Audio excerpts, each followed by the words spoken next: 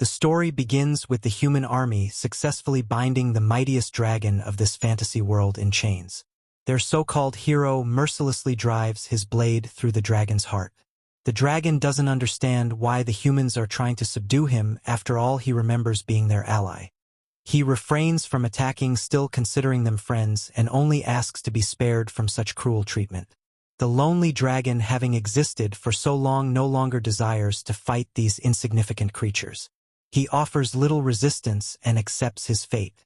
As he crumbles away, he breaks his shackles and looks up at the sky, begging the gods for eternal peace for his soul. However, the gods seem to have other plans. Instead of sending the dragon to the underworld, they place his soul in the cycle of life and death, reincarnating him as a newborn human baby. When the dragon first opens his eyes, he finds himself gazing at an ordinary man and woman. The woman's excited to see her baby's eyes open, and she named him Dolan. She introduces herself as his mother and the man beside her as his father. She also mentions that Dolan has an older brother. Judging by their joyful faces, Dolan assumes he's been reborn into a happy family. As time passes, Dolan grows into a tall young swordsman who enjoys the simple pleasures of his village life. One day, as he's admiring the sunset, a girl named Eri runs up to him. Dolan glances at her and then at the calm village behind her, feeling a deep sense of peace and contentment. Eri notices his subtle smile and asks if something's bothering him. He assures her everything's fine, and together they head back to the village. I think Dolan is just silently being thankful to the gods for gifting him with this peaceful life instead of giving him the endless sleep he once sought. He currently lives in a small village named Verun, which is situated on the north border of the continental kingdom of Arcrest. After his death as a dragon, he was born here as a human and has been spending his days here ever since. The only industry here is agriculture, so Dolan too is an agriculturist. Farmer. Every day he wakes up by the ray of sunlight coming through the blinds and then goes out into the fields to work on his farm. This is the only way to earn his daily bread, and he doesn't complain because he gets plenty of water and food to eat this way. After having lunch alone with some bread and soup, Dolan heads out again in the village. Just like every other anime, if you are 15 years old, you are considered an adult, but are you well? But anyway, Dolan turned 15 a year ago, so he left his home to live on his own as an adult, although he stays in the same village. He goes to the nearby forest with his older brother and uses his trusty fishing rod to catch some fish. Dolan's brother reminds him that he will have to go investigate the swamp near their village tomorrow. Dolan explains why there is even a need to investigate the swamp, telling us that since last month the lizards from that swamp have disappeared, and that might change the entire ecosystem around it. Dolan's brother doesn't want Dolan to go to such a dangerous place alone, as it was supposed to be Garrison's job originally. Dolan doesn't want to step back from his responsibilities, and the only reason he is helping the elders is because the captain and the others are busy guarding the village. Dolan's brother offers to go with him as he cares for his brother's safety, but Dolan is a grown man at the age of 16 and doesn't want to cause his older brother any trouble. He promises his brother that he will be just fine, telling him not to worry, as he will be only going to the swamp to check out the place and nothing else. He manages to catch loads of big fish and brings back a whole bucket of them. On his way back, he meets up with his two friends Malida and Albert, who become amazed to see the sheer numbers of fish he has caught all by himself. Malida doesn't get why Dolan went out fishing instead of preparing for the investigation. In reply, Dolan claims that he has been preparing little by little for the past several days, and assures her that he will be fine. He also thanks her for helping him by persuading the village chief and the other elders into letting him take this job. Malida thanks Dolan back, saying that he is the one who has always been helping her with her and Albert's training. Speaking of which, Dolan asks both Malida and Albert if they are heading out soon. Malida replies in the affirmative, informing Dolan that they have a meeting about the next training session for the little ones soon and will have to leave the village for it. But Albert tells Dolan to not worry about it and advises him to prioritize his investigation. Dolan takes his leave from his friends and heads back home. He guts a fish and heavily seasons it with salt. While preparing the fish, he tells us about the monsters residing around this village. They are called the bandits, and because this is a far-side village, there aren't enough soldiers around to give protection to the villagers. So the villagers are more or less expected to help each other in protecting themselves. Dolan prepares all of the fish he captured and lets them dry out in the sun. The young girl from earlier Eri comes at his front door, reminding him that today is Dolan's magic practice day. Dolan asks Eri if she came here only to get him, and she gives the excuse that she was just passing by. Anyway, Dolan heads outside and goes to Grandma Lady Meguru's house to train in front of Lady Meguru and Eri. He demonstrates how magic exists in this world. He recites a basic magic spell by saying the phrase "Laws of Power, hear my voice, become an arrow and pierce my foe." Right after he shouts energy bolts, which literally releases an energy bolt that blasts the dummy into bits.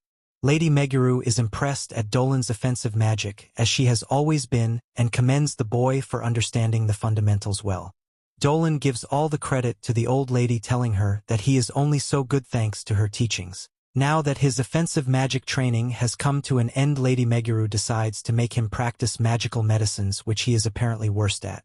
After spending a long time studying and practicing magical medicines, Dolan meets an oddly attractive woman in the evening. The village chief introduces the woman as Christina, a young noble lady who will be staying at their village for the next couple of days. Dolan shakes hands with Christina and immediately realizes that she is someone very strong and skilled. Dolan goes to his parents' house to have dinner with them, and there it is revealed that he has a younger brother named Marco. Dolan's dad suggests Dolan get a wife since he has been pretty lonely lately. Dolan expresses his desire to be single a little longer, and his dad respects it and telling him that he is free to make his own decisions as he is an adult now. Marco mentions the swamp investigation, which worries Papa and Mama, and Dolan ensures all of them that everything will be fine and he will return safely with a great story to tell them. The next morning, the captain of the village offers to accompany Dolan, but Malida stops him from doing so because he has other duties to fulfill. The nun of the village, Letitia, gives Dolan a simple goddess's blessing. Lady Meguru comes there, informing him that he might end up running into trouble, as that is what her fortune-telling showed her, so she tells him to be careful out there. Just before Dolan is about to leave, Eri gives him a lunchbox, telling him to eat it on the road. He thanks everyone for being so wholesome and then leaves for the journey. He walks the entire way, stopping several times to drink and rest. He explains to us why the disappearance of the lizards affects his village. Apparently, the lizards in the swamp occasionally interacted with the village, but when they disappeared it just felt odd to Dolan. So the lizard's disappearance actually affected Dolan and not the village, and that is the reason why he himself volunteered to investigate what happened. He reaches the swamp not knowing what he might discover there, and places his hand on the ground, instantly figuring out why the lizards are no longer living here. According to his analysis, the Earth's elemental power has gotten too strong and the water's elemental power has weakened, and that is why the lizards have moved away. Dolan remembers the fortune-telling of Lady Meguru, and knowing that her foretelling is almost never wrong. He suspects that there's something that has deliberately caused the change of the elemental power levels. At that moment, he senses a strong presence nearby and brings out his sword to fight it. Under the current conditions, only strong monsters can reside here, so Dolan can only imagine how strong this unseen monster is. The monster is a Lamia, a species that looks half human, half snake. The Lamia seems to not have any battle experience at all, so she just moves her hands around, making her look like a total clown. Before Dolan can misunderstand and attack her, she makes it clear to him that she doesn't want to fight him. At that moment, a giant earth elemental monster emerges behind them and attacks the Lamia. Dolan reacts quickly and cuts the hand of the earth elemental. He hides behind a giant mushroom with the Lamia and tells her that the only reason the elemental has emerged is the same reason the lizards also left this place: the change in the elemental power levels. In any case, Dolan will have to deal with the monster, but first he introduces himself to the Lamia, learning that her name is Celina. Celina has the ability to use magic, so Dolan suggests she fight the elemental alongside him. She hesitates to work together with a human she is just met, but Dolan's aura is just too great for him to refuse. So she ends up joining him in his fight and helps him subdue the elemental. Dolan uses his sword to deflect any attacks coming towards Celina, and Celina casts a giant magic spell, summoning a gigantic snake that holds down the elemental. This buys Dolan enough time to close the gap between him and the elemental. With swift speed, he leaps towards the elemental and imbues his sword with draconic magic, cutting the monster down perfectly. The sand reforms back with earth, and some gets splashed at Celina, giving the viewers quite the fan service. Moving along, Dolan becomes properly acquainted with Celina this time and camps nearby with her at night. Celina is happy to see that there is a human who isn't afraid of her appearance. Dolan, being Earth's most feared dragon, once met much more stranger creatures, and that explains why he isn't scared of anything at all. Anyway, Celina explains that the only reason she came to the swamp was to find a husband for herself as she became an adult after turning 17. Speaking of which, Lamias need strong men as their husbands because the regular ones die from their poison. She keeps giving subtle hints to Dolan that they should get married and have babies, but Dolan shows no interest at all, being the Chad he is. He proceeds to make the stew following his mom's recipe and serves it to Celina, who is overwhelmed by the flavor of this delicacy. Seeing Dolan praise his mom, Celina asks him if he loves his family a lot. Dolan agrees and pities the lonely dragon he once was. The next morning he takes his leave, wishing Celina the best of luck on finding a partner. He gives her some of his life energy as a parting gift, but it turns out to be too strong for her as his life energy is still of a dragon. As the sun rises, he once again admires its beauty for a second and parts his ways with Celina, telling her to visit his home anytime once she found a husband, and the two parted ways, heading off in separate directions.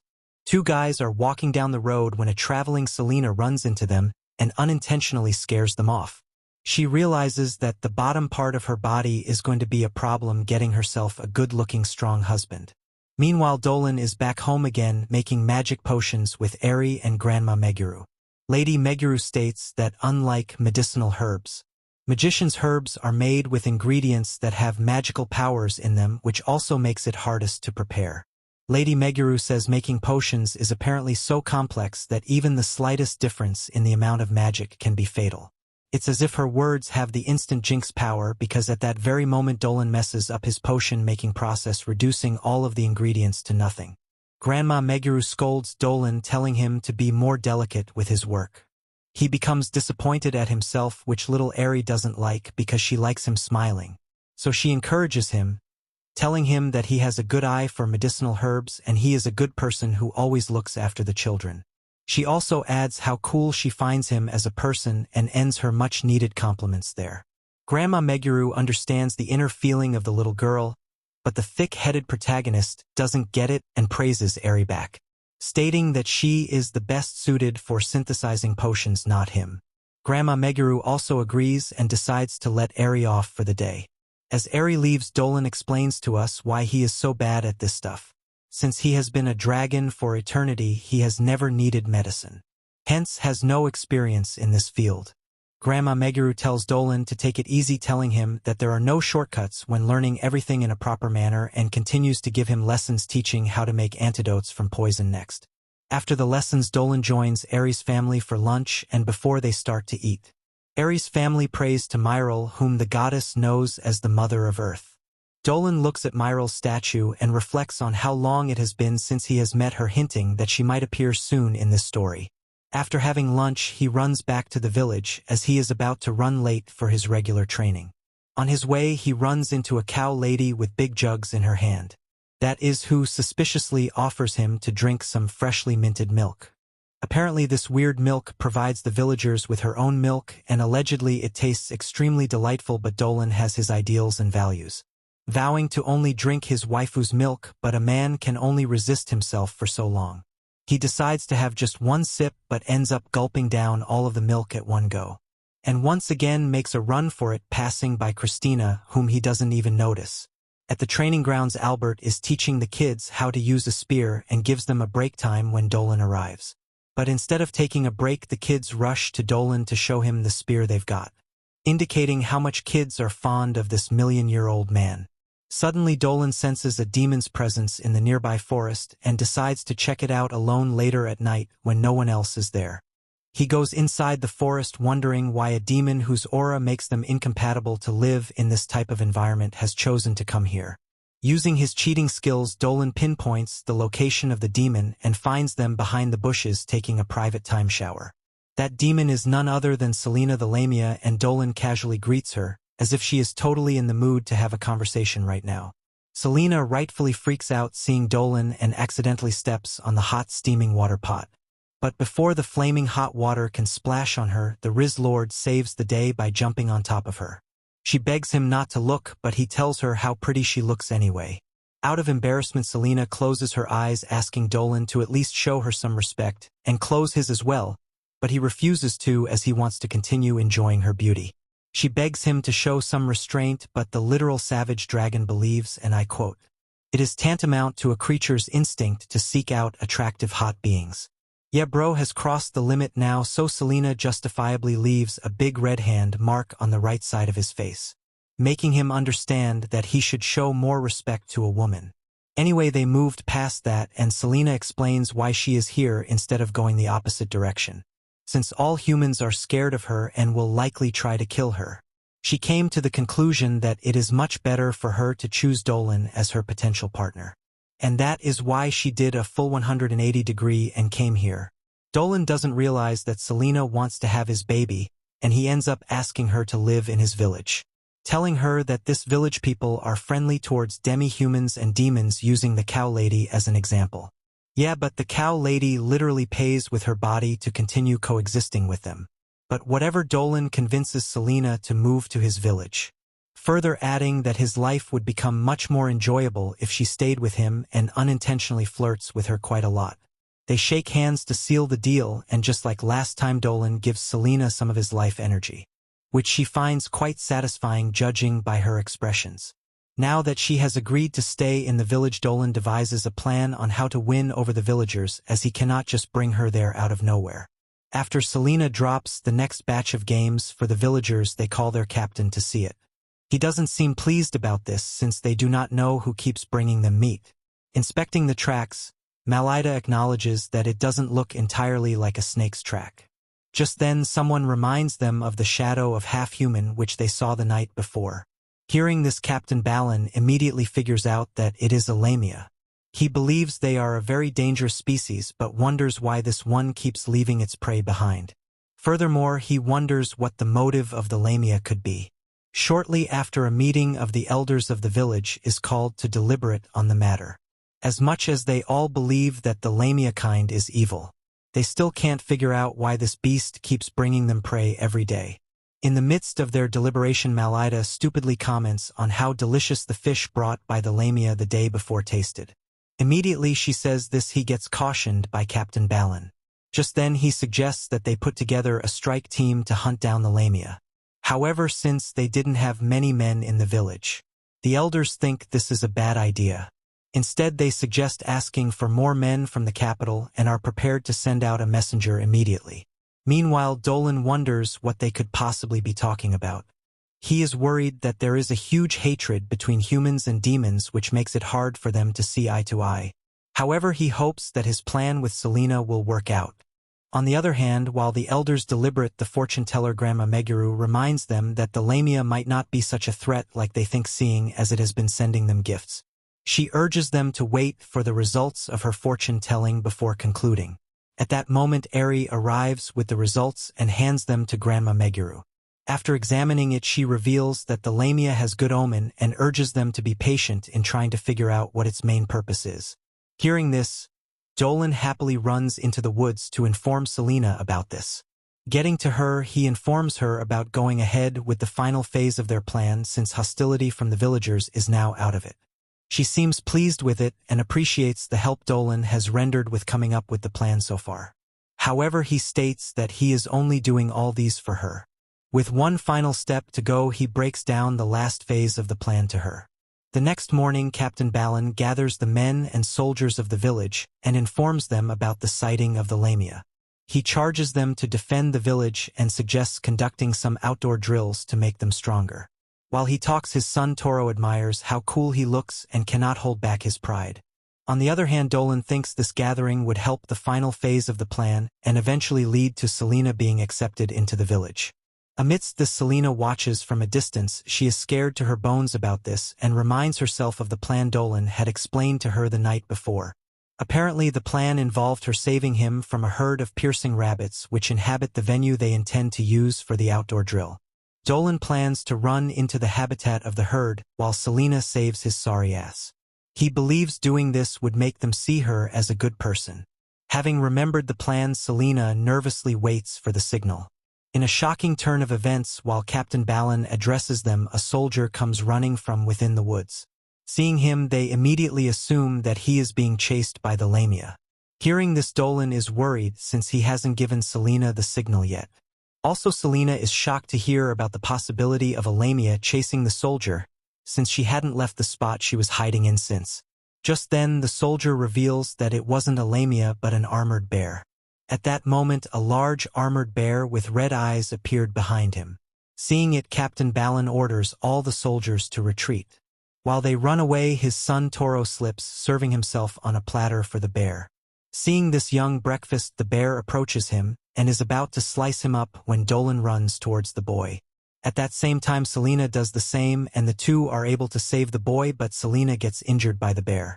Just then, Celina uses a special power of the Lamia called Evil Eyes to command the bear to go back into the forest. When she does this, everyone is shocked to their bones. Even though she was bleeding, she is bothered about the young boy's well-being and seeks to know if he is hurt. Meanwhile, she was bleeding so much, ignoring that fact. Captain Balin orders Toro and Dolan to get away from her. Although Toro obeyed his father's orders, but Dolan refuses. He reminds the captain that the Lamia had just saved his son's life, but the bald-headed idiot sticks to his belief that Lamia is dangerous. At this point, Dolan threatens not to move away from the Lamia. This forces the captain to begin asking her some questions. After answering them, she begs them to let her stay in the village and reveals that her father is human like them and promising not to harm them. To finalize his decision, Captain Balin seeks Letitia's advice, and she reveals that Celina is indeed good and means no harm. Also, she notices that Celina had kept her eyes closed throughout so that they would not be affected by the evil eyes. Walking up to her, she asks her to open her eyes and welcomes her into the village. Hearing this, Celina is pleased and passes out immediately. When she wakes up, she is led to her new house. Their Captain Balin had provided her with some stuffed toys to make her comfortable. Seeing this, she is so pleased at how it looks. Also, Captain Balin apologizes for doubting her earlier and thanks her for saving his son from the bear. Just then, they all agreed to get to know more about their specific race and live in harmony. Meanwhile, acting like they do not know each other, Dolan and Celina reintroduce themselves in front of everyone. Celina gets along fine with everyone in the village, which puts Dolan at ease as his plan has worked perfectly. He looks up in the sky and gives the entire credit of this fateful encounter to Myril, leaving the viewers wondering who his mysterious goddess friend is. Dolan decides to visit his old friend and releases a large amount of his sealed aura to attain the ability to fly. He then launches himself into the sky and reaches the realm of the gods in his 12-pack dragon form. The goddess Myril welcomes her old friend to her palace, asking him what made him visit her after such a long time. She inquires about his new human life in the living world, teasing him for choosing a peaceful life when he can use his powers to literally change the course of the entire world. After joking around for a while, Dolan gets to the point, thanking Myril for considering Celina as a good person, revealing that Myril greatly influenced Sister Letitia's judgment, which helped Celina gain everyone's trust. Anyway, Dolan asks Myril how she found out that he had reincarnated as a human. Yeah, she's a god, so she can do anything and everything with her infinite powers, but bro is too dumb to understand that, so she gives him the simple answer, saying she had felt his spirit in the prayers of the people. His prayer was filled with joys of life, which caught Myril's attention, leading to her discovering that her old friend had reincarnated as a human. Myril mentions how gloomy Dolan used to be back when he was still a dragon, and is now glad to see he has found a place where he can easily fit in. Speaking of the past, Dolan recalls his dying moment when the hero's sword pierced his heart. He claims that he didn't feel any pain nor any despair of death. He only sensed his weary eternal life coming to an end. But now, as a human, he has found a sense of excitement again. Although humans' lives are short, their lives are extremely beautiful. Whereas a dragon's long-lasting eternal life inside a cave is pretty dull. Having lived for almost 20 years with humans, Dolan's life is dazzling as well, and Myril, the goddess, is happy to hear that, since recently she has started to feel and sense the joy of Dolan's soul and heart,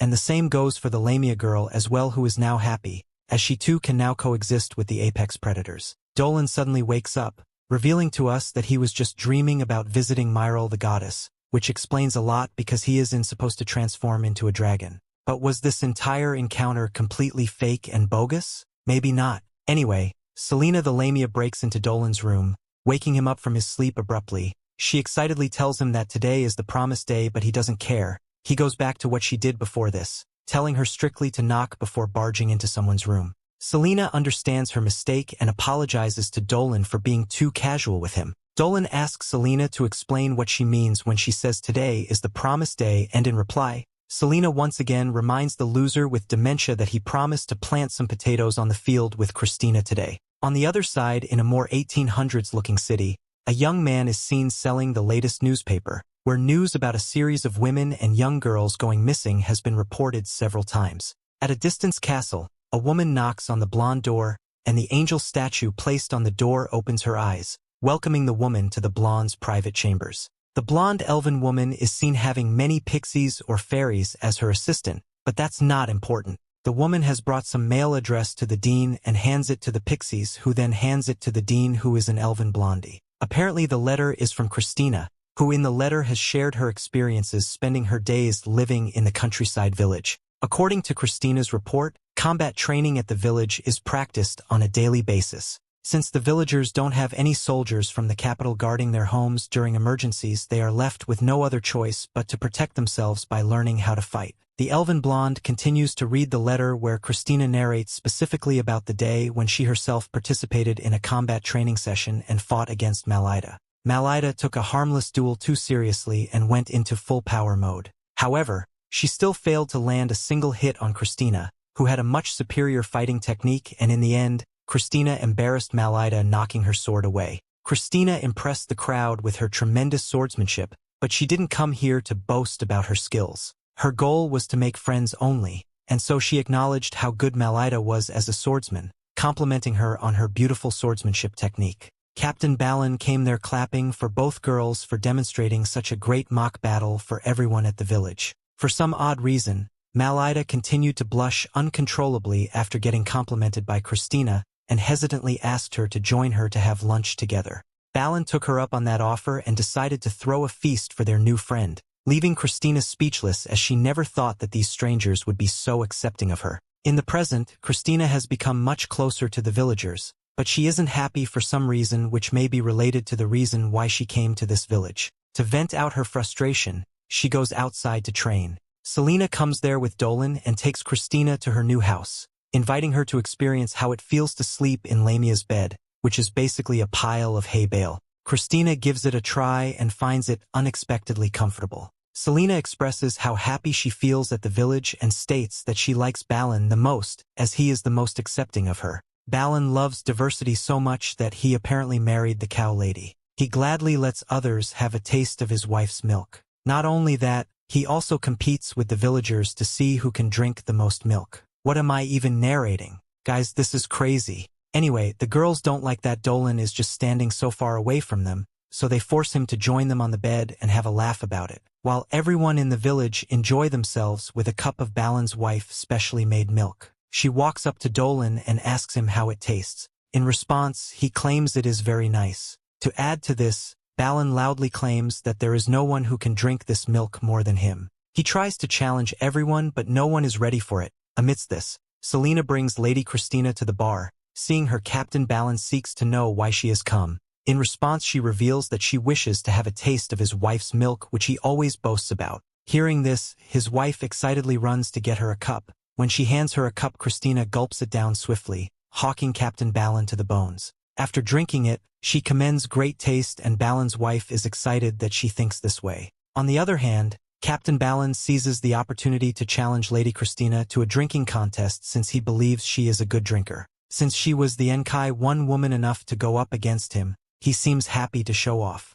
Shortly after the drinking contest begins and the two gulp down a large cup of milk, asking for more. While they take down several cups, the villagers are left in awe as they watch in amazement. As time went on, Captain Dolan began to lose his composure, and one of the servants notices it. Just while he was drinking the next cup, he passes out, making Lady Christina victorious. When this happens, everyone gets excited and some men go to hug her. At first he finds this uncomfortable, but soon realizes that everyone is genuinely happy for her. This causes her to join them in laughter. When everything had settled down, Dolan is worried that Christina is still drinking, but she claims she hasn't had enough to fill her up. While the two talk, Captain Dolan's wife comes with her daughter's new drink for Christina to try it out and give her honest review. She claims she had wanted Captain Dolan to try it out, but since he had passed out, she decided to bring it to her. Offering the drink to Christina, she gulps it down and lets them know how good and tasty it is. Furthermore, she asks for another cup. This makes Captain Balin's daughter very happy,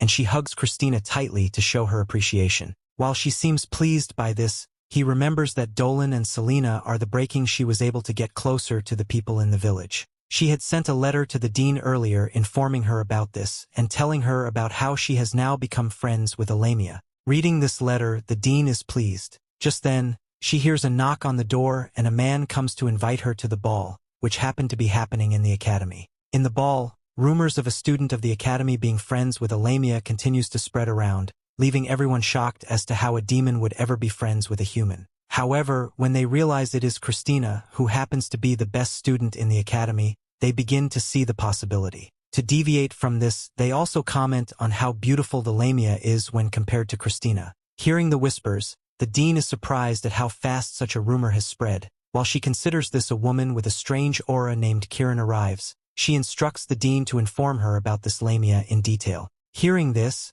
she is skeptical about why a woman such as Kiran, who happens to be the witch of the Governor-General, would be interested in the Lamia. In response, Kiran blurts out the need to not underestimate the Lamia. She wonders how a demon as powerful as a Lamia would stoop so low as to live with humans. Just then, she is reminded about the case of the missing person which still remains unsolved. This, she claims, is her reason for asking, since she doesn't want any more tragedy in the land. As much as the dean acknowledges the dangers happening lately, she informs Kiran about how kind-hearted Lamia is. Furthermore, he informs Kiran that the goddess of the land has given a revelation through her oracle to allow the Lamia alive with them. Even though Kiran has no issues with all these, she believes that the Lamia should still be summoned to the capital. In order to do so, she instructs the administrator of Verun Village to go and bring the Lamia to the capital. In the village, we see Dolan, Celina and Christina spend their time farming. While Celina seems to be doing well, Christina seems too aggressive with her farming. While the three doing this, one of the soldiers comes to inform Dolan about a happening at the village gate. On getting there, they meet the villagers gathered with the village chief in panic mode. Just then, the beardless dummy from before orders his soldiers to surround Dolan and Celina. He introduces himself as Gorda, the administrator of their district. After that, he accuses Dolan of inviting a Lamia into their land. When Dolan agrees to this, the priestess steps forward to inform him that the goddess has revealed that Celina is not evil. Even though he claims that he doesn't question this, he reveals his intention and will to make sure every potential danger is ended before they can grow. Watching him say this, Dolan wonders what he could possibly want. At that moment, he reveals that he wants to take Celina to the Governor-General in order to figure out if she is actually good or not. Not wanting her to go alone, Dolan offers to go with her, and Gorda has no issues with this. While they leave, Christina is worried about them. She decides to head back to the academy and ask the dean about this. To get there, she uses her speed powers and runs as fast as she can to the academy. On the other hand, Dolan truths to make Celina as comfortable as possible and assures her that there is no need to worry. His words keep her calm as they continue on their journey. Meanwhile, Christina finally gets to the academy and asks the dean about this. In response, the dean informs her that Gorda wasn't the one who summoned Celina, but it was in fact Kiran, the witch, who thinks that Celina is dangerous. Later on, Dolan and Celina finally arrive at their destination.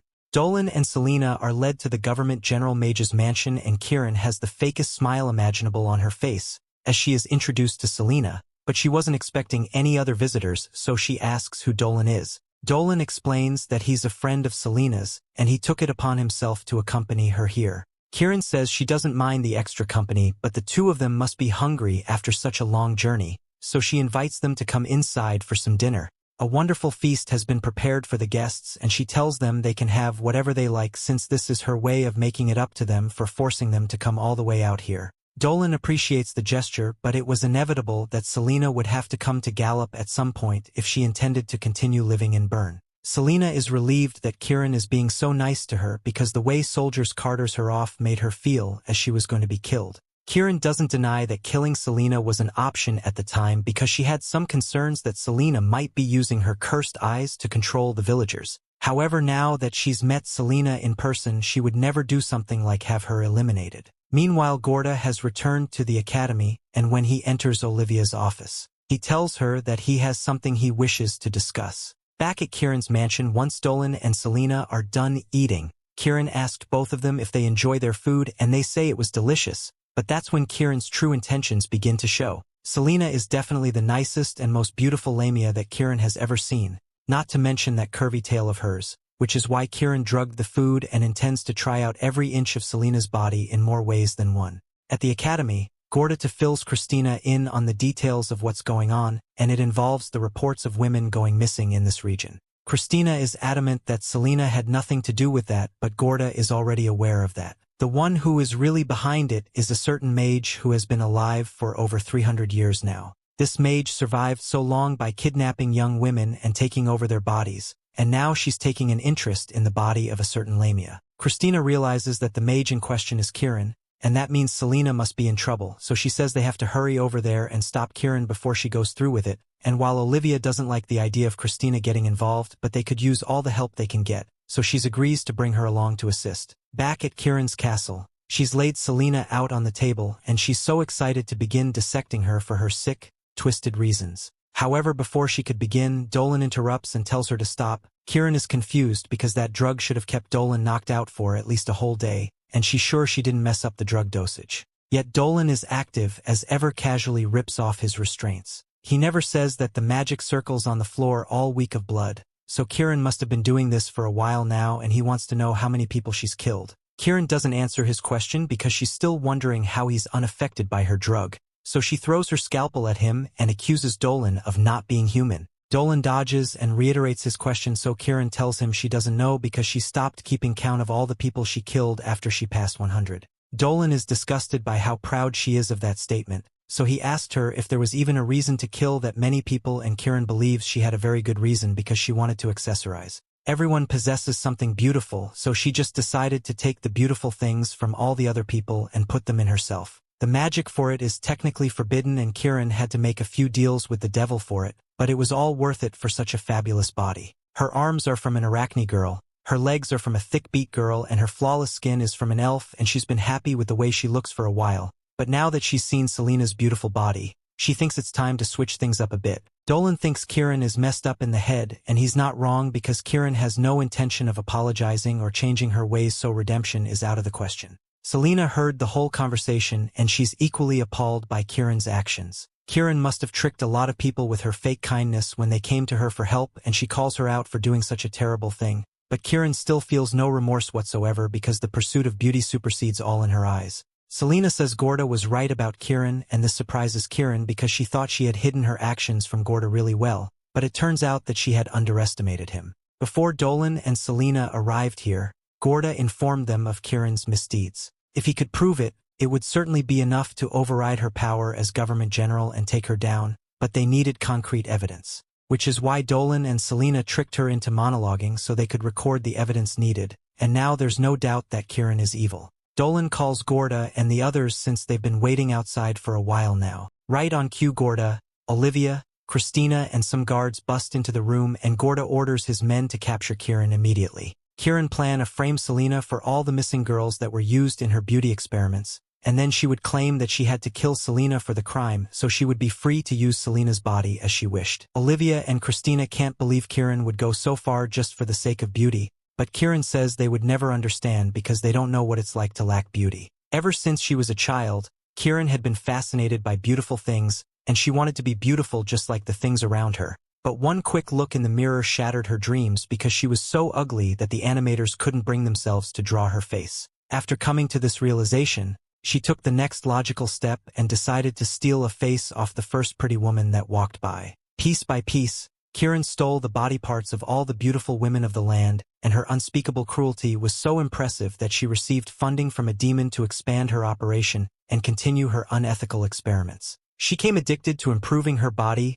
and she's sure that someday she will achieve the pinnacle of beauty if she continues her research, so she isn't letting anything get in her way. She reveals her true form, and not that I agree with her, but I can see why she was so desperate to change her appearance. She attempts to grab Celina, but Dolan reacts quickly and carries her to safety. He's never seen something like this before, but it looks like all the fusions Kieran made, coupled with the fact that she made a deal with the devil, led her to become this mismatched monstrosity. In the face of such horror, the guards lose their nerves. so they become liabilities and Celina is forced to use their cursed eyes to stop Kieran before she can hurt them. Celina is able to keep her frozen for a while, but eventually Kieran breaks free and attempts to grab Celina once more. However, this time Christina steps in and chops off a bunch of Kieran's fingers. There are very few things that Christina deems unforgivable, and hurting her friends is at the top of the list, so she's fully prepared to kill Kieran. She charges forward and begins slashing away at Kieran's body, but before she can do any fatal damage,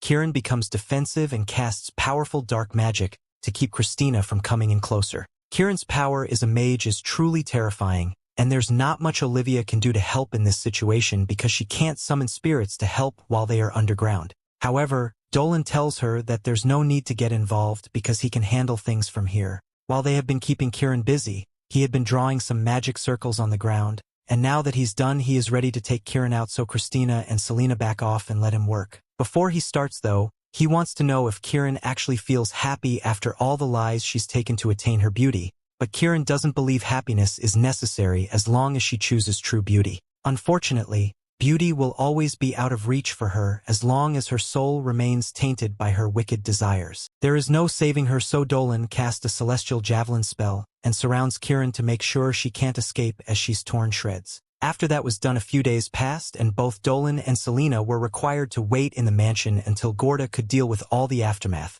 So Dolan passes the time by helping Celina study human language. She really doesn't like having to study, but if she's going to continue living in human territory, she's going to need to learn how to express herself properly to humans. Just then, Christina comes in to pay a visit and she asks how Celina's studying has been going so far. Celina says her head hurts, but she's able to read at a decent level now, so she's making good progress. Christina tells Celina that she's doing a good job, but Celina finds it much more impressive than Christina has the strength to run all the way to this mansion every day just see them. However, today's a bit different because Gorda and Olivia have come to see them as well. Once they get inside, Gorda apologizes for not coming to visit earlier, but he has been really busy dealing with all the trouble from the Kieran incident. He also wants to apologize for getting Dolan and Celina mixed up in his plan, but Celina tells him he has nothing to be sorry about since it all worked out well in the end, especially since they were given antidotes ahead of time to make sure Kieran's drug wouldn't be effective. There's also one other thing Gorda want to mention, so he pulls out 2 pieces of paper and hands them to Celina.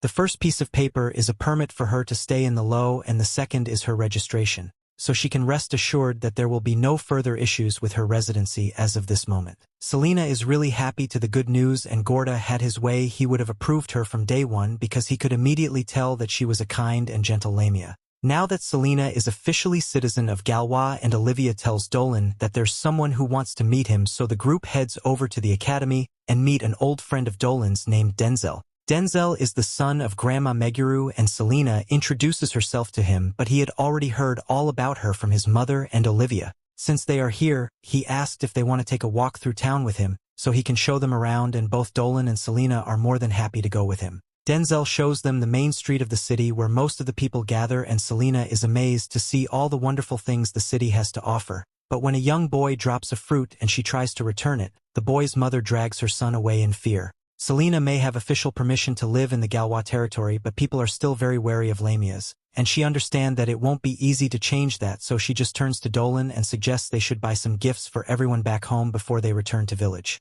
Once they are done with shopping for the day, Dolan says goodbye to Denzel, but before he leaves, Denzel and Olivia extend an invitation for Dolan to join the academy. When Olivia saw Dolan's magic capabilities, she felt it would be a waste if he couldn't going to use it to the fullest, and she thinks the academy would be the perfect place for him to reach his full potential. She also got a glimpse of his soul, so she knows he's a reincarnated dragon, and if he wants to protect the village has come to love, then it would be best if he expanded his knowledge for their sake. Dolan says he will think about their offer, and Celina is a little saddened since this might mean he will be leaving here soon. On a ride back home, Christina asks Dolan if he is going to accept the offer to go to the Magic Academy, and he admits that it was certainly tempting, but he doesn't want to leave village behind. He asks Christina what she thinks, and she tells him that while she thinks Burn Village is a wonderful place, there is a limit to how much can be learned in such a small village, so Dolan starts thinking that it might be a good idea to go to the academy after all. While Dolan and the others head back to Burn,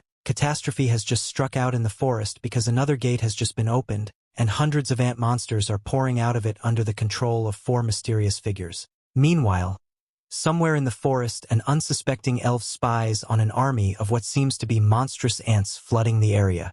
Within the shimmering portal, they pour out of stand for mysterious figures. The poor elf guy's gruesomely cut down by one of the giant ant monsters, and Link from the Zelda games arrives to find that his friend has no life in his body. He wasn't the only one, as in the aftermath of the attack many other elves have been slaughtered by the demons. A sight that shocks the two scouts to come upon this scene.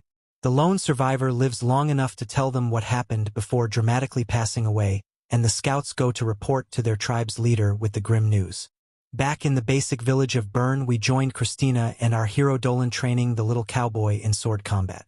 With their expertise to bear help on their skills of the kids, and Dolan warns a girl that he will punch a hole in her face if she isn't careful.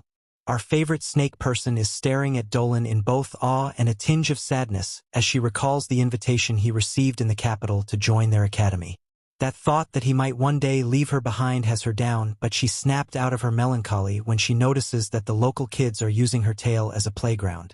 Dolan watches as Celina threatens to eat them alive, and he's happy to see her getting used to life in the village. With their training concluded, Christina approaches him with the request. She wants to enter the forest to progress the plot of the story.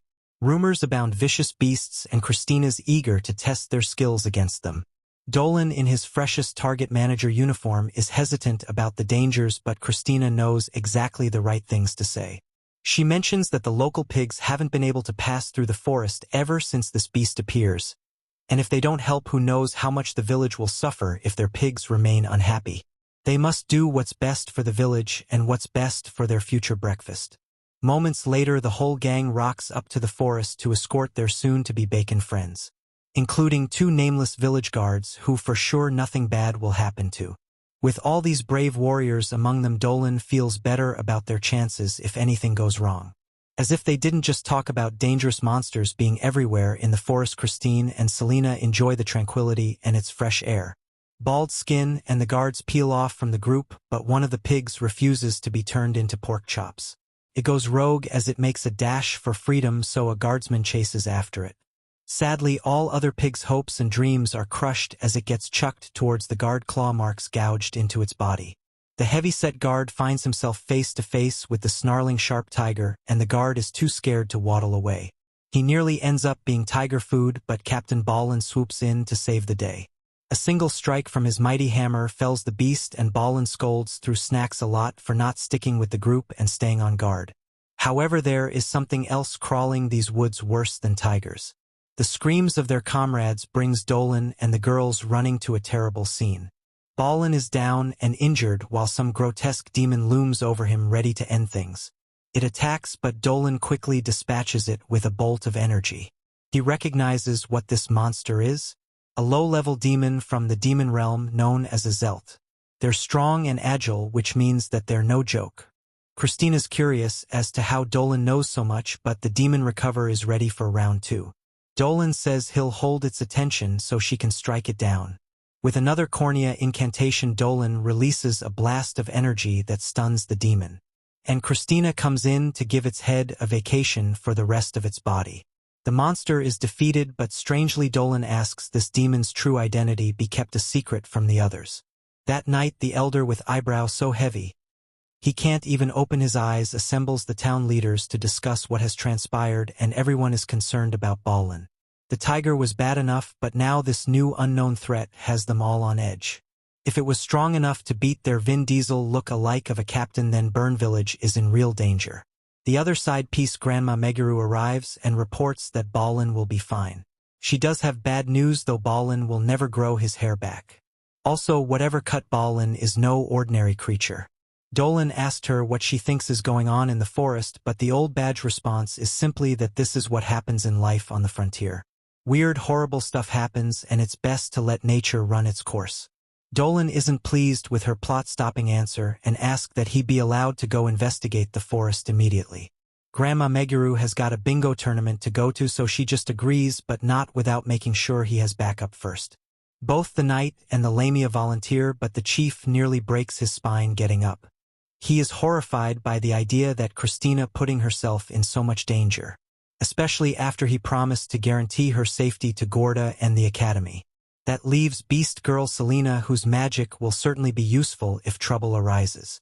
The heroic Dolan is against it at first, but Celina wins a staring contest against him, and he is convinced of her skills. The pair travels together for a while, and Celina's delighted to be alone with her favorite dragon boy. But she's determined to prove that she can be useful to him in the village. As they reach the edge of the forest, they notice something stirring in the shadows, and Christina strangely pops out from behind a tree like a creep. Christina seems to have never lied in her entire life because she is terrible at it, as she tells Dolan that she was just looking for a Wi-Fi signal. Dolan can tell that she was just trying to come with them, and he's disappointed with her decision to go against the chief's wishes.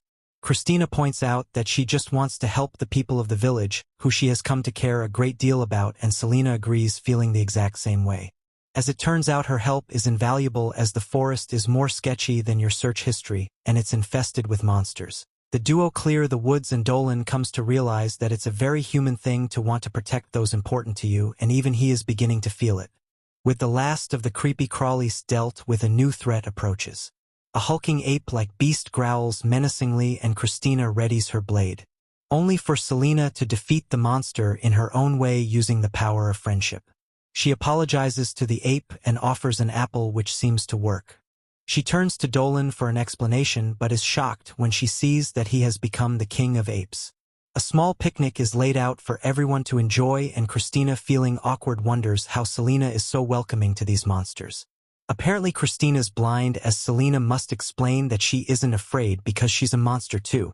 It's natural for humans to be distrustful of her kind, and she only wish more people were as generous and open as Christina. To help Christina get over her fear, Dolan, the monkey whisperer, sends over one of his minions.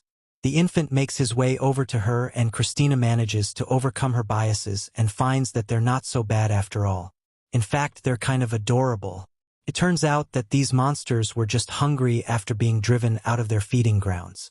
Dolan is convinced that something is very wrong with these woods, but first comes food. Miss Mew has gifted them a jar of her jam, and I don't even want to know what part of her went into the recipe. Regardless, it goes perfect with Dolan's homemade Lunchables. Christina marvels at the spread and takes a bite, much to the other two's fascination. Celina says it's cute just watching her eat, and Dolan agrees, there's definitely something elegant about the night. As if she were just pulled straight out of an old painting. Christina isn't interested in being the meat to their sandwich, but Celina is just desperate to know the secret to her grace, saying that learning it will definitely help her in her quest to find a husband. Dolan, smooth as butter, comes in with "You are perfect just the way you are," which molted the Lamia in an instant. The good times are soon interrupted when something comes flying out of the woods. Bouncing off a tree, they see it's a small orb, inside of which is a tiny fairy girl. She seems hurt and mutters for them to run, but before they can get any answers, a Zeltid appears ready for a fight. These are pretty terrifying monsters, but for some reason they're wearing toupees. Celina makes sure that the ape's family flees to safety, while Dolan and Christina draw their weapons and engage in the fight. The team is quickly surrounded as the demons pour out of the forest, nearly catching Celina before Dolan has a chance to destroy them. The fight rages on, but Dolan is shocked when the evil ant can advance, uses its own teammate as a ramp. That ant has taken the high ground, so Dolan is forced to use a type of magic we've never seen before. Though he's regretful to do so, Dolan transforms like the Hulk if you were just kind of angry, and one of his arms becomes massive. With such power, he easily manages to defeat the demons. Christina too has mopped up her half, but one sneaks up on her from behind. Thankfully, Celina is there, and she uses the power of her annoying voice to summon her snake. With the danger dealt with, the heroes now have a chance to speak with the fairy. She introduces herself as Marl and reveals she had been attacked by those demons out of nowhere, and she's glad for their help. Dolan knows that these Zelts are just a lowly foot soldiers of the demon world, and their appearance can only mean something, for our deadlier is bound to appear in their wake. Christina hopes to get some answers from the overgrown mosquito, but before she can, the group senses that they are once again surrounded. Christina goes to draw her sword, but the Dolan stops her because he can tell that whatever is looking at them is just curious. Dolan places his sword on the floor as a gesture of goodwill to the mysterious beings. Christina, for some reason, agrees with his decision to leave themselves completely vulnerable, and so they discover who it is. It's the woodland elves, and they're none too happy that Marl is associating with strangers and their forest. Unsurprisingly, Legolas and his buddies don't take kindly to outsiders in their forest, but when Fairy Marl tells them what they did for her, his tone changes a little. Meanwhile, Celina tries to look as intimidating as possible with their eyes closed. She uses her brilliant deduction skills and determines that this must be the elven forest. Dolan tells the girls that things will be okay because the elves aren't there to fight, but he still tells him to get behind him just in case. The leader of the elves shocks the trio when he bows his head and expresses his gratitude for helping. This guy then goes right back to reminding them that they don't belong in forest, and he demands to know why they're here. Dolan reveals what's been going on and explains that they've been searching for answers. He even apologizes for barging into their forest unannounced, but the fact remains that the elves want them to leave because it's really dangerous. When Dolan mentions the demons, their leader Geo tenses up. The monsters have invaded home and the elves have been fighting for their lives ever since the demon army showed up. He ends the conversation abruptly and turns to leave, but Christina snaps and rushes over. She wants to know what he's doing about the situation. She wants to know if there's enough of them to fight this threat, and if news of the demon army has been sent to the rest of the world. She gets a little handsy in her excitement, and is nearly filled full of arrows for her trouble, but Dolan and Celina pulled her back to her senses. She apologizes for going overboard, but she knows that the elves must be in danger. Fighting just one of those demons was a challenge, so for the forest to be full of them, the elves must be in terrible trouble. They quickly realize that if they work together, they have a better chance of saving their forest. Hearing this, the elves realize that they're dealing with some stand-up people, and this Dolan guy can't be that bad if he's managed to get these feisty girls in his harem. Marl explains to everyone that not only are they friendly, but they managed to beat back the demons as well. Dolan wasn't sure about the little fairy at first, but now he's grateful to have her tiny but powerful personality on his side. Given what he now knows, he understands that there must indeed be a demon gate somewhere in this forest. If it's open and spewing out demons, then someone is controlling it and it's Zelt. He must close it before it opens fully, because if he doesn't, even more powerful monsters will come out of it. Dolan stops that negative mentality and reminds himself that he will just destroy any powerful monsters that threaten this world, even if it means that people will find out about the dragon soul inside of him. Even if his peaceful life in the village is ruined, he vows to stop the evil army, no matter the cost. Dolan then proposes a team-up, but the elven leader is hesitant. Luckily, his much smarter sister comes in and reminds him that his people need all the help they can get. Her words penetrate Geo Stick's goal, so he agrees to an alliance with our heroes. With the trio's help, they can end his demon threat once and for all. They're about to seal the deal with the firm handshake when the whole world starts shaking around them. The demon gate has been torn open, and through it steps a whole new level of bad news. 3 powerful demon knights come striding into the forest through the gate, each freakier than the last. There's no time to lose, so Dolan acts quickly. Using wind magic to enhance their speed, he and the others race towards the elf village, desperate to close the gate before all is lost. No demon invasion would be complete without a demon lolly, and this one is no different. The lolly's excited to wreak havoc in this new world, but the other two, being a lot less adorable, remind her that they're the tip of the spear. As the head of the invasion, it's their job to get things ready for their master and retrieve something important from the forest. They wonder where their 4th member is, but the big red one called Georude can't wait. He wants to play a game. He knows that the elves are nearby and challenges the others to see who can find them first. Jaren, the big metal toaster-looking one, says he's not interested in such insects, but that doesn't stop his partner from charging off into the woods on the hunt for some new playthings. Meanwhile, the lolly's practically drooling over the idea of slaughter and mayhem and can't wait to get started. The elves are fighting back the demon horde, struggling to keep their village safe against an unending assault of Zelts. Things only go from bad to worse when Georude arrives, and he proudly announces that this is war. This guy uses his Mega Man arm, and with the single strike, he tears through the elves' defenses like there were papers. Nearby, Geo gets a tweet from the forest spirits that warned him of the new threat attacking the village. They have to hurry, but it's not going to be easy with so many lesser demons blocking their path. Back at the village, Georude is living his best life, absolutely reveling in the chaos. He's about to enjoy massacring one off in particular, when suddenly his spears stopped dead in its tracks. Vines start wrapping themselves around his body, sprouting flowers as they suck his blood and sap his magic. The demon knight is brought to his knees and held there as a new player enters the fray. The big guy curses his new foe as the Black Rose Theodora reveals herself. Dolan and the rest of the party have nearly made it to the village, but the demons are making their progress easy. Dolan utters a magical incantation and summons a storm of magic arrows from the sky. Backing him up, Christina's swordsmanship and Celina's Lamian's powers manage to cut a path through the horde and make it to the secret entrance of the elven village. Before they enter it, Dolan gives the girls magic stones, the same ones he gathered at the very beginning when he first met Celina in the swamp. He tells them they can use it to unleash powerful magic, and Christina doesn't want to waste the opportunity. Wielding the stone's potent power, she calls forth a massive tornado that sends the demons flying. Celina follows up by turning the very earth against them. Dolan is determined to remind everyone that he's the main character, so he unleashes a massive explosion spell. The last of the small fries are wiped out by the team, so Gio is really impressed, and he wonders where they've been hiding such power.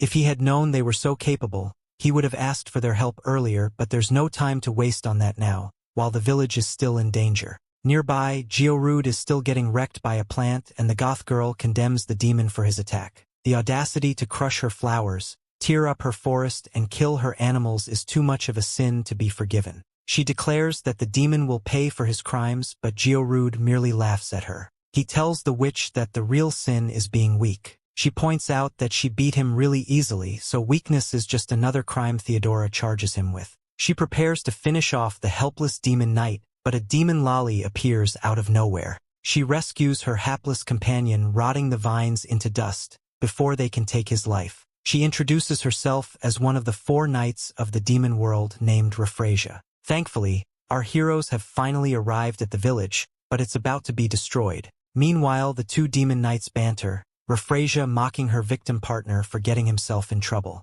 The big guy insists that he didn't need her help, but the truth is he would have been plant food if she hadn't shown up when she did. Theodora says that she doesn't care if there's 1 or 100 of them, they're all going down. She summons the spirits of the forest to unleash one final spell to finish off the demons, but something is wrong. The spirits aren't answering. As petals begin to rain down from the sky, Refrasia laughs and reveals that on her way here, she noticed the flowers were blooming across the forest. Naturally, she took her time torturing and destroying each one like a lunatic. This flower-hating menace even makes fun of the way the 4 spirits screamed and begged for Theodora to save them while the demon tormented them. With her friends and allies torn apart, Theodora's weakened and enraged. She attacks the demons in anger, but they easily avoid the vines. As the demon lolly continues her crazy person mockery, raising a magical shield, Refrasia reveals that she too was a powerful spirit, just like the one she tortured but from the demon world. With her decay magic, she is Theodora on the ropes, but the Black Rose isn't giving up. She counters with more vines, and Refrasia is amused routing them just like the others.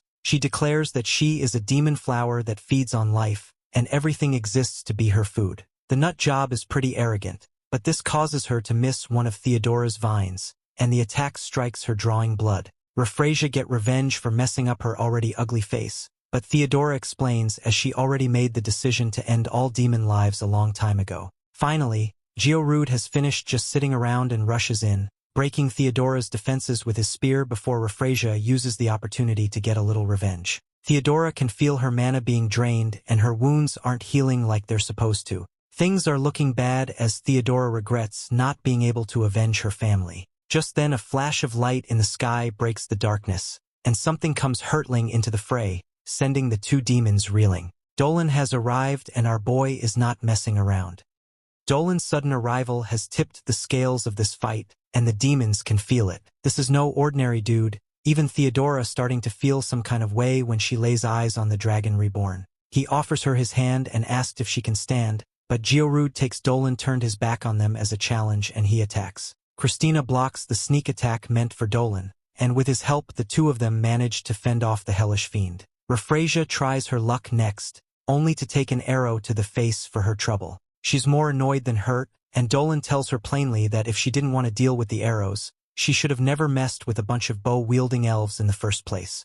The tide seems to have turned in the favor of the good guys, but a sudden and powerful shockwave shakes the forest as a demon gate unleashes a new evil upon the world. This means that the 4th and final night has arrived. The other 2 means to deal with Dolan and the gang before their comrade shows up, but Celina isn't having any of it. She is pissed, and everyone knows that the angrier a girl gets, the more heads her summoned snake power has. Rephrasia tries to act immediately, but Dolan has been waiting. He eats the little lolly into the stratosphere before she's combo like a volleyball by Theodorus Vines. At this point, Georude is pretty sick of getting tied up by strange women. Regardless, he's helpless when Dolan pulls up to blast them away with the spirit of fiery judgment. However, before their dragon cannot lose his magic, he indirectly changes trajectory and fires his attack off into the tree line. His magic intercepts Jaren, the DIY mecha demon who has shown up to even the odds. This demon's target is Celina, as apparently his master would very much like to see the snake girl for a little chat.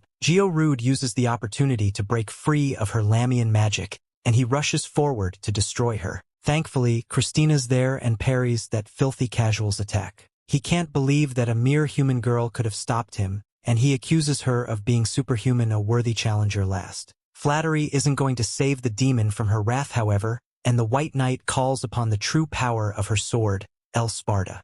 Georude is so slow that she has no problem maneuvering him and driving her blade into his glowing weak point. Meanwhile, Celina turns her attention to the metal monstrosity and says she'll handle this one. With her earthen magic, she manages to pin him down so her Lamian curse can reach its mark. Jaren merely shrugs off her attack like it was nothing more than a brisk wind. He demands she try again, and Celina answers his taunts with her coiling serpent, but no matter what she throws at him, nothing seems to faze the monster. Jaren seems almost disappointed, and her inability to finish them off, but before he can do any harm, Dolan slides in and delivers a brutal uppercut to his shiny guy parts. Dolan declares that this battle is all but over, but the truth is that it has only just begun. Things go from bad to worse when the mighty demon George arrives on the scene with the superhero landing. At this point, the elves have managed to fight off the lesser demons, but the good news isn't enough to make Geo any less afraid. The powerful aura radiating off this new armored foe is staggering,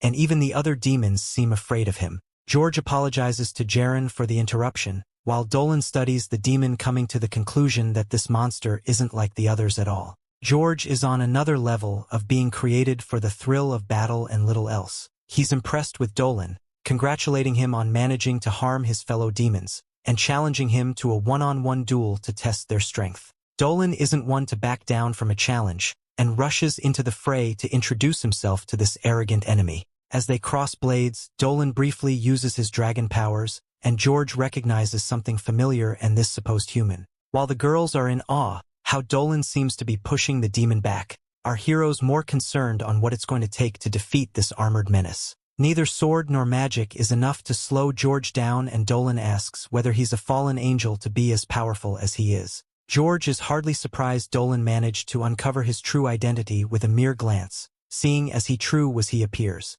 Frustrated, Dolan knows he can't win without his true power, but if he were to unleash it here, there would be too much collateral damage to the village and the people within. They both agree that this duel isn't a contest of words, it's a fight with blades, and they go at it once more. George's assault is brutal, but they'll install manages to get a strike in the end. The cut is superficial at best, but George is delighted to have found such an interesting opponent in this world, as he begins to gather an immense amount of mana for his next attack. Rephrasia and Georude use the opportunity to double-team our hero, while Jaren keeps the girls from interrupting. 1 or 100, no matter the number of weaklings thrown at Dolan, it won't be enough to stop him, and he easily deals with their pesky interference. However, the distraction is enough to buy George the time he needed to complete his preparations. The demon's magic begins to rattle the entire forest, as his power surges and pierces the heavens. The dragon Reborn doesn't bat an eye and doesn't even try to evade. Celina cries out in fear, but Dolan gives her a look that reminds her that he's the protagonist of this anime. Instead of trying to run, Dolan holds his blade up high and readies himself. With unwavering conviction, he takes George's attack head-on and slices the ultimate attack in two, deflecting the force away harmlessly. The fallen angel is thoroughly impressed with this not-so-human man. He thought this job in the mortal world was going to be dull, but his opponent has made it worth his time. Our hero has served to amuse him greatly, but Dolan isn't fighting to simply entertain. That's when George notices where Dolan's attention really lies, with the puny mortals he's trying to protect. He realizes the Dolan cannot fight him at full strength without risking everyone around him, so the demon proposes something out loud for all to hear. He calls out to the elves of the forest and gives them a simple choice. continue to struggle in vain against an enemy that can never hope to defeat or join them and live. In 3 days' time, the demons will return to this village, and on that day they must choose between mercy and ruin. The other 3 knights are really disappointed to hear that they're leaving before they can finish the fight, particularly Verun, who tells Christina he will never forget this humiliation she's brought upon him. Christina, for her part, already doesn't remember who he is. Refrasia warns she'll be back for Theodora, but the Goth witch vows to avenge the forest for all the wrongs that demon thought has caused. George reminds him that they'll be back in 3 days, and Dolan says he'll be waiting. As George and the others depart, the demon knight can't believe he actually went up against the dragon face to face.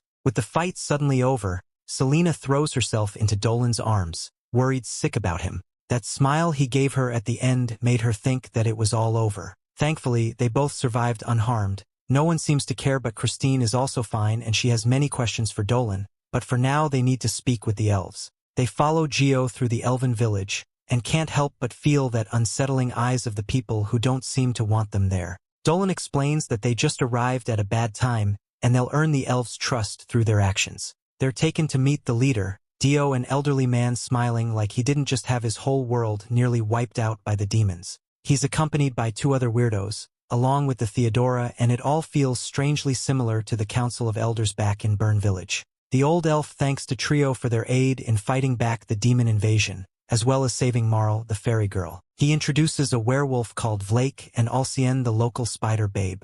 Each of them is the respective chieftain of their people, and together informs the leadership that watches over the forest. Dio has heard of Dolan's inhuman capabilities, and he surprises the gang when he announces that they have agreed to ask the humans in the capital for aid. It's even more of a surprise when he calls Dean Olivia into the room.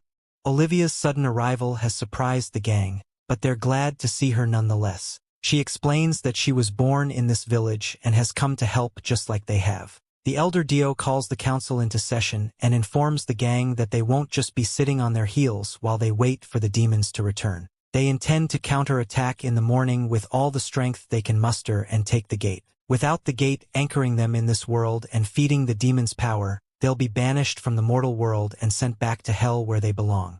Hopefully, once the thread is gone, the forest can finally begin healing itself. Dolan is down for a fight and says that they're here to help any way they can. Vlake the furry expresses the same sentiment rest of the council feels when he says he feels rather pitiful asking for Dolan's help. It's a sad day when the people of the forest can't save themselves without outside interference, but they all know that if it wasn't for our hero's intervention, the force would very likely have been overrun by evil. Olivia vouches for the crew and mentions that word has been sent to the outside world as well. Should they fail in their attack, then at the very least those that come after them will be able to finish the fight. Dolan admires the fighting spirit of the elves and means to match it with his own. He, Christina, and Celina vowed to live up to their expectations and drive the enemy from their home no matter what. Meanwhile, the demon knights are having their own little powwow, and the vibes are not so upbeat. After getting their butts handed to them by a bunch of anime protagonists, none of the hellish monsters are in a good mood.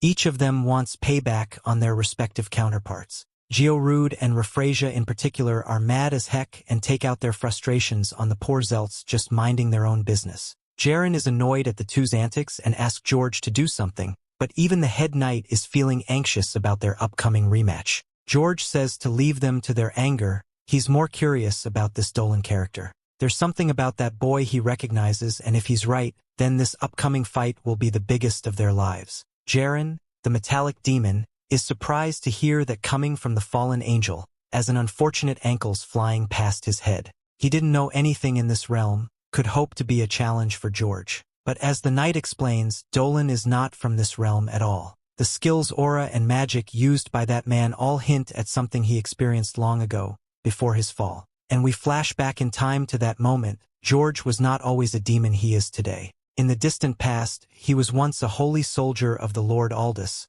who often fought against the demon gods. In this battle, he and his fellow soldiers are reeling from the aftermath of a disastrous fight where only a few of their number had survived. Though weakened and injured, George tells the other angels that they need to regroup with their lord and continue this fight. However, his words are interrupted by the sudden arrival of something massive on the horizon. He turns in shock to see the old dragon god driving back the enemy with the ease, stomping a path of ruin through their ranks and sowing fear among the demons. The sight of it alone was enough to instant awe on George, and he still remembers that moment. In the present, he has a hard time understanding how that great and terrible dragon is now measly human, but he's not upset. If anything, it makes him more excited. To fight the ancient dragon would be an excellent test of his prowess, and the fallen god cannot wait to duel Dolan once more. Back at the elf village, Theodore is brooding up a storm when Dolan walks up. She warns our hero that she's not in the best mood, and she can't be blamed for what she might do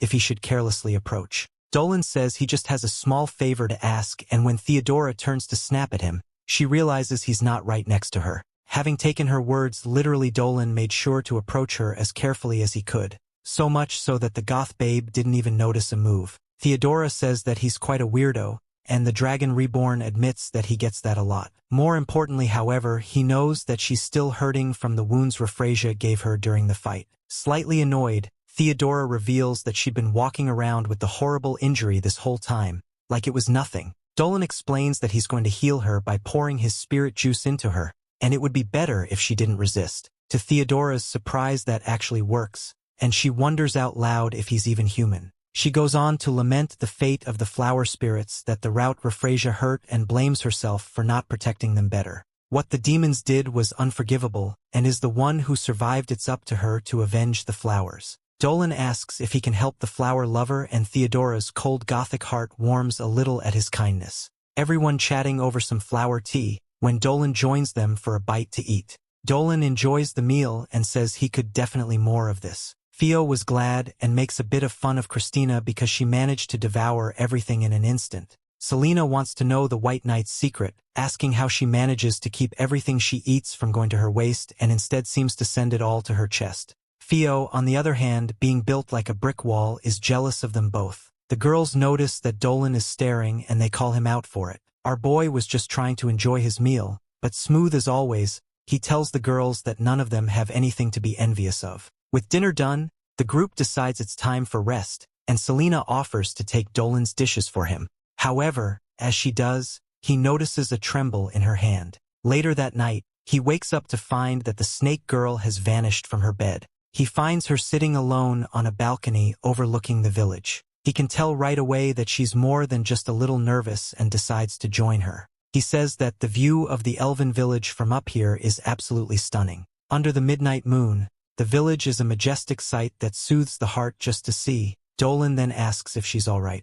After the battle with the demons, Celina has been acting strange and he wants to know if she's afraid. Celina explains that she's not really afraid of the demons, but it's pretty complicated. She thinks back to the moment she had one of them in her grasp, but couldn't bring herself to destroy them. Even after everything the demons did, even though she knew they were pure evil, she was too weak-willed to actually finish off the enemy when the time came. She feels ashamed for being a bad Lamia, and she wishes she could change. Dolan comforts Celina by saying that he once thought all Lamia were cold-hearted creatures until he met her. Dolan hopes she doesn't have to change now when he likes this kind and gentle version of her so much. This smooth-talking dragon already has her blushing, but he takes the cake when he gives her gift on top of it all. It's a small magical stone that glimmers in the moonlight. Celina can feel a tremendous amount of power coming from it, and Dolan explains that it's a special charm.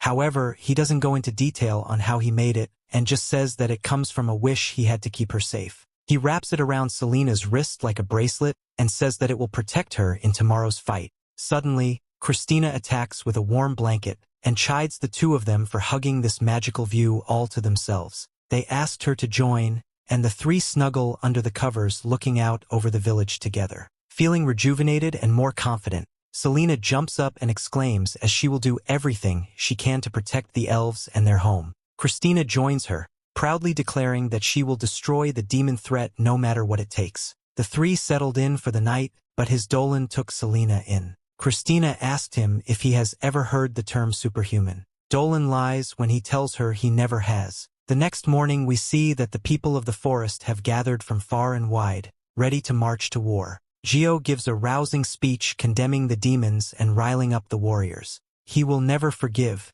and he will never forget what has been done to their forest. He cries out for his brothers and sisters to join him in avenging their home and bringing the demon scourge to justice. As the army moves to attack the gate, we see the plan for the battle laid out. The gate has 3 other portals tied to it, and if they hope to close it for good, all of them must be shut down. The forces divide themselves up into 3, each attacking the smaller portals while Dolan and the gang attack the main gate head-on. Dolan and the girls are riding in the back of a wagon while Geo and his commando squad escort them to the battlefield. The demons aren't just waiting back for them to arrive, however, and Dolan can feel them getting close. Without a word, Celina jumps out the back and tells them to keep going. She is going to help the elves here and hold back the horde. Dolan and Christina are worried, but Celina is sure of herself. She'll make her stand and make her friends proud.